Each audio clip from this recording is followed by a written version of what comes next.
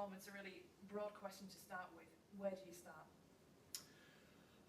Well, look, where we start is we've got to try and build these boys up.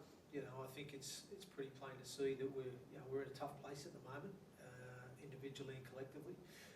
We're certainly not playing as well as we want to be playing, and yeah, we're doing it tough. We're doing it tough. So, you know, I feel that for us at the moment, you know, we've got to try and build these boys back up. You know, to be able to perform to the levels that we know they're capable of performing to. So, so that's the task for us coaches.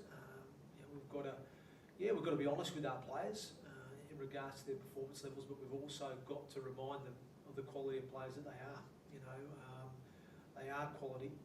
They're a good team and they're a capable team. We're just not showing it at the moment. But I certainly believe that we can get those fellas back to where they need to be.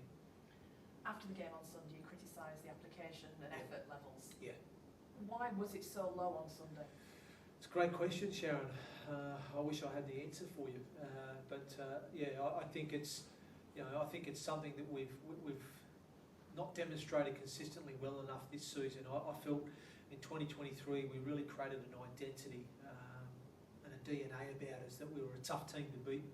You know, we competed hard, and yeah, like I said, I think we were proud, even though, you know, we had some results not go our way last season. We're still proud of defeat because of the way we did, you know, compete and show that effort and that attitude and application. And we obviously understood the position that we were in. We're blooding a lot of young players. We had a lot of different people out of position. A very similar situation to what we're faced with at the moment. But you know, the difference for me was that we competed hard in majority of those fixtures. I just feel at the moment we've probably had to question at times, you know, that effort, attitude, desire in certain games this year. But I know the players have got that in their locker, you know, so we've just got to remind them of that and try and get them back to competing hard and being that effort-based team that we were last year. So you're getting the players to look at themselves. As a coaching staff, do you look at yourselves as well?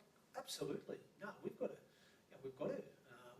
look at ourselves and look at our coaching methods and what we're delivering and how we're delivering it, you know, because, you know, we've got to make sure that the information that we're giving our players each week and the areas that we're focusing on in training, you know, we've got to make sure that we're delivering that in the way that they're going to respond to as well. So, yeah, 100% we have to look at ourselves. You know, we're obviously challenging our players to reflect and be accountable to themselves and each other and try and improve certain areas of their games to improve performance. But ultimately, as coaches, we've got to do the same thing. We've got to be honest there. You know, we can't just say it's all down to the players. You know, we're a team.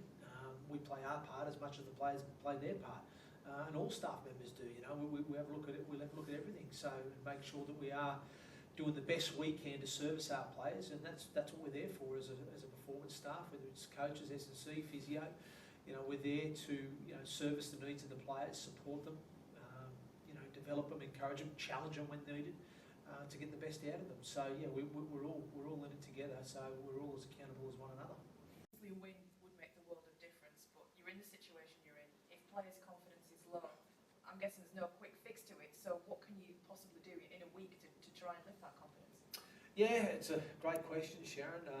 You know, obviously, you know, we've just, like I said to you, I think for me, it's more about focusing on us this week and trying to get the players, you know, for me, just back to just delivering that effort that I know that they can do. You know, just getting the attitude right, getting the application right, getting those effort-based areas right, to give ourselves a chance. You know, we've got to build from that foundation upwards, and you know, because again, like I've said it before, you can have, you know, all the best game plans in the world, the best tactics, the best of this, you can do all that, but if you haven't got that desire or that will or want to really, you know, compete for one another, you know, the other stuff goes out the window.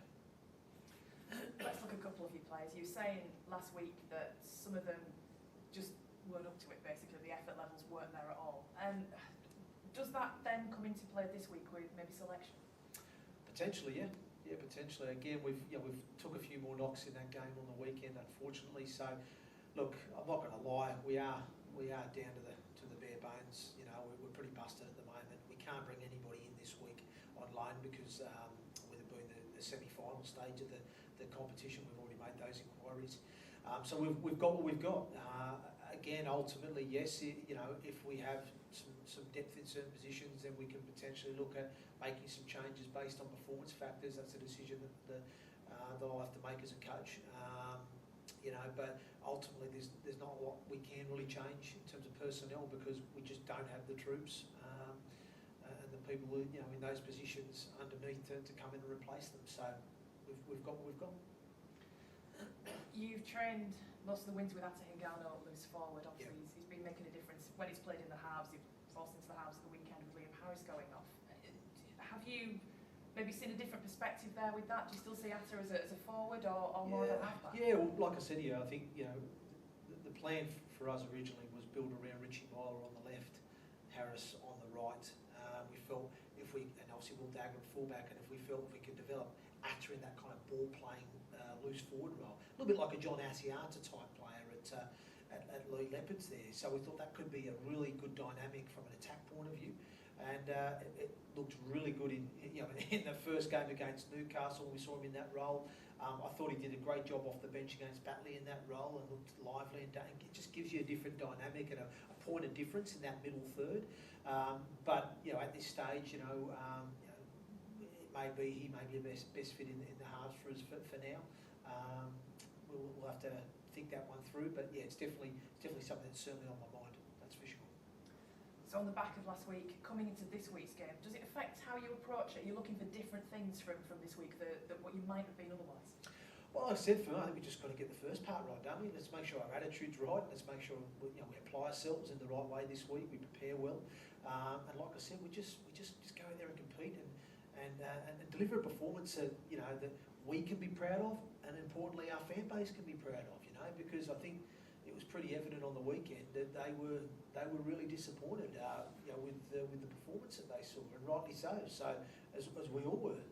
So I think that's where we've got to get that part right first, and then we can worry about trying to build the next pieces of the puzzle around that. This weekend, really, place at Wembley, Yeah. the 1895 Cup final. But is it good that it's also a break from the Championship season? Yeah, I think so. I've said that to the players. I think it's. The fact that we take a week away from the Championship, things aren't quite going right there, and we can just focus on a new competition. And as you rightly said, an exciting opportunity, for this team and this club to be on the big stage at Wembley and put ourselves in a position to win a major trophy. I mean, it's been a long time coming for a York side, and the York side certainly never won at Wembley before, have they? So, it's such a great opportunity, and I just really hope the players can see that and really seize the moment and grasp it, because these chances they're few and far between in your career.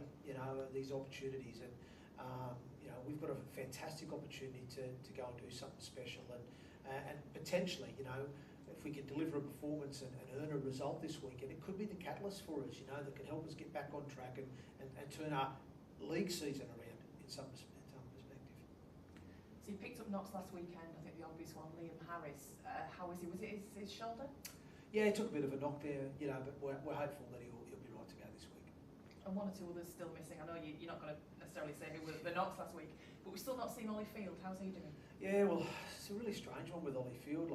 Again, we've had some strange sort of injuries or illnesses this year to contend with. And with Ollie, he's been dealing with a respiratory sort of issue. He does suffer from asthma, so.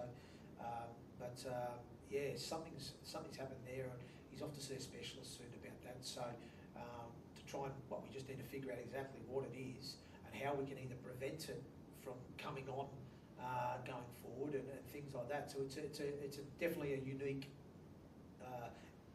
condition to deal with. We don't know enough information about it. What we do know is that when he's been pushed to a certain level of exertion, it's causing him problems. So. Hence why we've had to pull him for the last few weeks, because he was struggling in some of the games, and we're trying to figure out why that was. And we've done a little bit of investigation, found out a few bits of information, and now we felt it was best to listen. Let's just try and get him right and find out exactly what's going on. So as soon as we have more to update on you with that, we will do. But yeah, unfortunately for Ollie at the moment, that's where he's at. if things go to plan, is anybody expected back in the next few weeks? Obviously things can change, but as it stands. Potentially, but yeah, potentially. But yeah, we'll see. We'll see. And you say about not being able to bring players in for this week. Are things in the pipeline for the coming weeks? Possibly. Yeah, we are looking at the market. I'm not going to lie.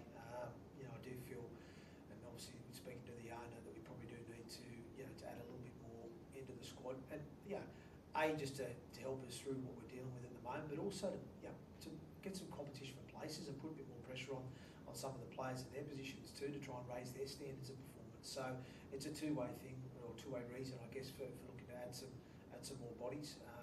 But again, it's just trying to find the right type of player that is going to add, you know, value to the squad in certain areas that we need, you know, more depth in.